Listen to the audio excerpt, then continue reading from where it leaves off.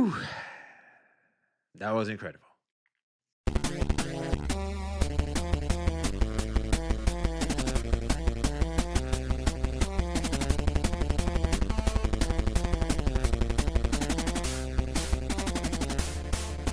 Dear Diamonds and fellow Diamonds in the Rough, 3.0 has finally descended upon us, and I can definitely say there's a lot to unpack, positive and negative, actually. But today I do want to focus about the positive. I do want to give my raw impression. I just finished the story. I did a little bit of exploration.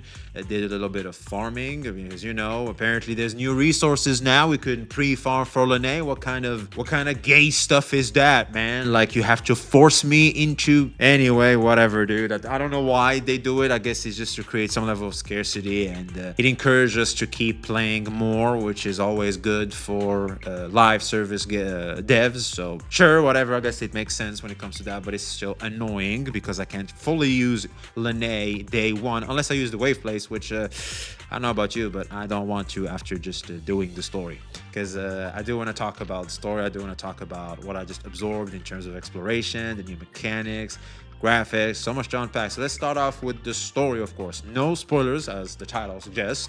The story was bit of a setup. It was understandable because we just pulled up to the Leroy. We just try to understand what's what. They set you up. They set up the world, the new world we're in, how it fits with the plot, etc. So it doesn't hit as strong as I would want it to be, but again, it can't because they tried. They really tried, and the presentation, in my opinion, is what truly carried it. The characters, how they move, which again is they're the product. They kind of wanna, you know, make them blingy and shiny, like Mornier's hand. I love Mornier's hand. I've never liked a character's hands before until I've seen Mornier's hand. Like the thing she has, like this bracelet thing she has, it's so clean and good. Like, it's just blinging. It's amazing. And Lene's earrings and the hair stuff. Like Lene she has so many details. You can just keep looking at her. Like, she has so much, and she fits. Whoever the artist that cooked Lene, shout out to you. GG's, you have cooked, sir or ma'am. But do want to say that due to the fact that it's still a presentation, I unfortunately am leaning towards a 8 out of 10. I would have given it a 9, and the reason why I'm not giving it a 6 is the presentation, right? I would have given it a 9 if the story hit harder, but unfortunately it didn't. I would have given it a 6. I don't like to give 7. I think 7 is a safe number. I don't like to give 7. It's either above average or good. It's like one of the two. Like, 7 is just the safe place that I hate. Some things are annoying for me, like follow this character, and it's like all of a sudden it's like this pause, and it's like, okay, Lene, can we get to the destination already? Because the dialogue already ended. So, like, why are we still here? There's these awkward pauses. It's like, why is that even there? There was this battle. You have to fight like this thing in the desert, but like I didn't know the mechanics because I don't like to read the menus they give me. I just do things, okay? And at some point, like, I just find myself stuck waiting for stamina to replenish. And the key is to keep following the monster around, which you would think you should escape because it's a big ass thing coming out from the ground. So, like, I don't want that to hit me. I don't want to be close to that. I want to go home.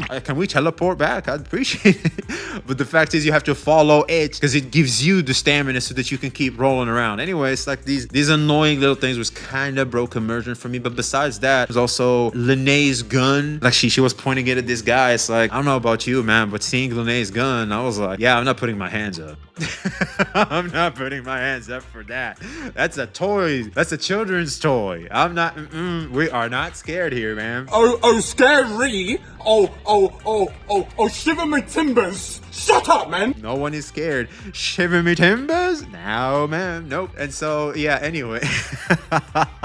So silly, man. Like, they made her so cute, they forget to make her threatening. Like, you're too cute to be threatening, man. Or maybe stylish. That's for the story. I could go on, but this might make me go into spoilers. But solid 8 out of 10. Definitely deserved. Really good. Now, let's move on into something more interesting. The new region, the exploration. This is what makes or breaks a new version of these gacha games. So I would give this one a solid 9.5 out of 10. The reason why I'm not giving it a 10 is because I still haven't taken the full map fully. Like, I just did a little bit of exploration to get an idea. Opened up the huge teleporters, and as I went on, I could see and kind of interact with certain things along my path. And let's talk about the motorbike real quick, because I was very concerned that Flight was gone and the motorbike is gonna come in and just change everything. and maybe it's gonna be for the worse. How wrong was I? The motorbike slaps. I thought we were gonna have like some swinging like Spider-Man. That was my theory. And when I saw the motorbike, I was like, I don't know how the streets are gonna feel about this. I'll be real, man. I'm so digging the goddamn motorbike. It's insane, man. You can customize it, which is always welcome. There's also the collab between Sonic the Hedgehog and Persona with Wuthering Waves, where you can have, well, you don't run as Sonic the Hedgehog, but you can have like these tags. You can customize it. Like the painting of your motorbike can be like Sonic. Shadow the Hedgehog, I'm really trying to get Shadow the Hedgehog. I'm a huge fan of Shadow the Hedgehog when I was a kid. Sonic too, which is awesome, by the way. Like I freaking adore it. And the exploration through the motorbike, unfortunately, has a certain flaw. The double jump is great. All right, let's break it down. The double jump for the motorbike is amazing. I freaking adore that. Also, you can scale cliffs with the motorbike. That was insane. Like when I did that, I was like, yeah, they cooked. Man, hey, I like to withdraw all my concerns I've had when it comes to this damn bike. This is amazing. So there was that, and also there's like these small parkours you can do with it, and it's like this precise little thing. Anyway, it's so cool. Like and this is me just scratching the surface, by the way. I'm pretty sure there's more cool stuff I can do with a motorbike. However, there's a tiny slight flaw, which is the stamina of the motorbike is only infinite in the highway, which is to go full throttle. For the stamina required for full throttle, for it to be infinite, it can only be done in the highway. When you're not in the highway, yeah, that stuff, stamina costs, it goes a little too fast for me, or maybe because I'm just too ass at piloting it, which is something I did notice, and that's something I do want to talk about real quick, which is there's obviously some degree of mastery to this new gadget. There's this puzzle where they put you like in this narrow path for the motorbike, and you have to kind of like dance around to get these coins, right? It's like you're playing what's that? That's like that game like where you can just you're running and you're getting coins along the way, right? It's like kind of like Mario or something. At some point, like you have to turn, of course, left or right to get all the coins in your path, and I didn't even know how to. And sometimes it's going a little too fast. I'm like, I don't know what this is, but obviously I need some mastery to this gadget, because obviously I'm ancient. Sorry, girls, you can't ride with me in this bike, cause yeah, we can't go in that romantic cruise in the bike. You in the back with the wind blowing in your hair and me piloting. Yeah, you can fear for your life with me as the pilot. And so that encouraged me to fully explore more using the bike. Flight feels smoother. I'll be honest, I do miss flight. Flight feels smoother because it's easy. There's not much depth to flight, but the bike does have depth, which I think is welcome. As we explore more of La High the more you are rewarded for using the bike, the more you are rewarded for putting in the time and effort in exploring using that particular device, which is good. Like, I think it's always good. Now, of course, I do want to talk about the graphics, the new world, the new zone.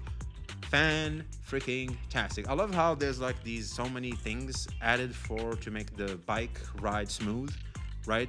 There's these small cliffs. You can just use them and you just fly away, buddy, right? There's all these little details that for me personally, I'm into. Also, the world looks great. I love the academy. The academy looks amazing. Well, I don't know who the hell cooked there, but keep it up. There's obviously more for me to explore. There was this zone that had like Viking terms, I think. Anyway, there's obviously more to the zones of La High Roy. Probably the story as it expands, we get to understand why these zones are here and there as new characters are introduced to the roster again. Looking forward to that. So basically, the zone created wonder, created awe, and created excitement, as I like to do more with the motorbike. For that reason, I think we can easily give, when it comes to the new zone and exploration, a solid 10 out of 10. Like, that's just incredible. I think they just outdid themselves when it comes to La High Roy, and how it's presented and the feel of it all is just great. Now, I do want to talk about finally is the new mechanics, which is the tune stuff, right? And the new character, Lene. Like I said in the story, Lene is obviously going to be in the forefront, right? She's the new character, and of course they go hand in hand. Like she's obviously going to be marketed a little too much, so of course you're very intrigued in what Lene is going to do. Now, looking at YouTube when people talking about Lene, I think she's supposed to do a buff or like a status that only she can do and other characters can respond. Yes, I'm a casual. I'm a filthy ass casual. I learn as I go. All right, I'm as casual as it gets. When I'm the target audience to these games. You gotta understand that these games like whales and like tryhards like you guys, but they do like people like me that aren't gonna bother them with their that meta shit. All right, like I'm just doing my thing, man. But I do like to immerse myself in meta to a certain degree. At some point, I do get lost in the plot, and I'm already lost with Linnea because I just go to the menu of her the talents and stuff, and apparently there's 2 modes to her stuff. I'm just like, whoa, the fuck you mean there's 2 modes? What are we talking about here? What do you mean she has 2 modes? I'm scared already. I got scared immediately. I was like, by the way, do I use the static miss or this new gun? Do I try to get the new gun in the standard banner? Which one is better? I just gave her the static miss, and I'm just gonna level everything. I'm not gonna, or maybe one day I will, if we ever come back to streaming, chat can help me navigate how to use Linnea. Anyway, like, she's kind of overwhelming when it comes to as a casual, of course. I think for meta players and spreadsheeters, oh, you guys are eating good. But for me as a casual, I just looked at Linnea, I was like, 2 modes, 2 guns, and new set. Well, new set is easy. I think he probably create an attack. Like, I just go to Pridwin and I know exactly what main stats to run. But man, the fact that we have 2 modes is crazy, which means I have to do a lot of reading and understanding. I hope we have a guide for idiots like me, like just something simple and easy for an idiot like me to learn that. Or, okay, you know what? I'm not an idiot. A filthy casual like me can do. That's when it comes to that. And I did notice all the characters actually had the new. I can press the F key to F up the opponent at a certain time. I think after you build up a certain amount of energy. I think it's true damage because the numbers are white. I've never seen numbers for damage being of the color white since Genshin Impact or Honkai Star Rail, actually, which is a strange addition that kind of got me looking at it and going, man, how far we've come. Yep. Yeah, it's been a long time since I've seen white numbers out here, man. And so that was cool, kinda gave me that nostalgia feel, kinda like that physical. There's like Eula from Genshin 1.6 or 8, I think it was. Those were the days, man. Those were the days. And so besides those 2, I think there wasn't much added to that, which I think is a great addition, by the way. I just don't understand it, but I'm pretty sure once I understand it, it'll be much simpler, which for me as a casual always keeps me, like, at first, like I said earlier on, it's overwhelming and scary, but slowly but surely as I pick up and understand on how it goes, there's so much feel of reward that comes with me learning and absorbing and doing more damage and performing better in combat through me learning those advanced mechanics and new mechanics. So the more time I put in, the better I am and the more rewarded I am, which is kind of what video games do. They give you that sense of validation and gratification that you typically don't get in real life, which is why we're so addicted to these, why we cope with these to feel better about ourselves more than we actually are, which is fine as long as you understand that that's what you're doing. Just don't lose your shit due to that. Anyway, just a little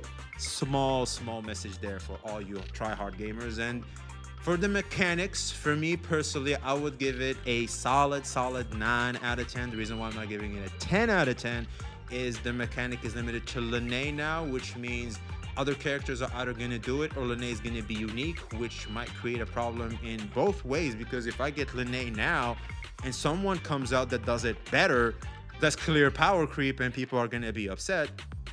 And on the other hand, if no other character does it, Linnea becomes this unique character that even if people aren't really drawn into her character or, you know, her vibe, I kind of have to feel forced to pull for her in order to compete with the obvious slow introduction of power creep through HP inflation in the game. Because even as someone as a filthy casual like myself, I was doing the new tower. Apparently there's like 2 new levels to the tower thing.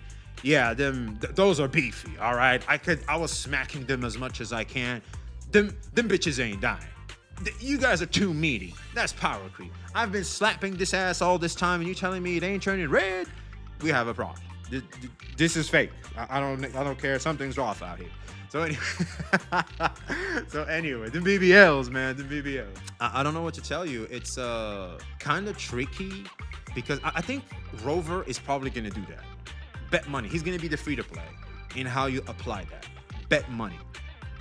But if another premium character does it better, kind of scary. And for Lene, I just, to be honest with you, I just gotten her due to the vibe, and I just want to explore with the new mechanic now, because as I need to understand and learn.